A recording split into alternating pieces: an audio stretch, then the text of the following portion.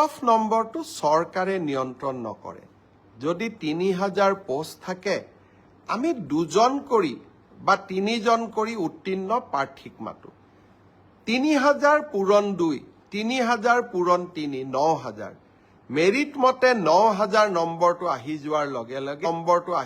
লগে লগে 9000 নম্বৰ লাভ কৰা ব্যক্তিজনৰ যিটো নম্বৰ সেইটোৱে কাট অফলৈকে ৰূপান্তৰিত হয় কাট অফ কোনেও বনাই নিদিয়ে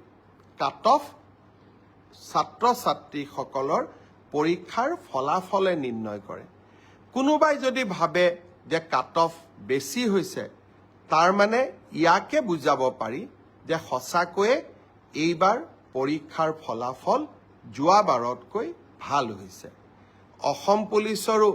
দ্বিতীয় কাট অফ নোলায় কিন্তু বছৰটোৰ শেষৰ ফালে আমি আকৌ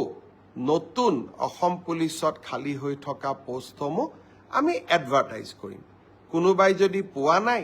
হতাশ হ'ব নালাগে দৌৰৰ প্ৰেক্টিচ অব্যাহত ৰাখিব লাগে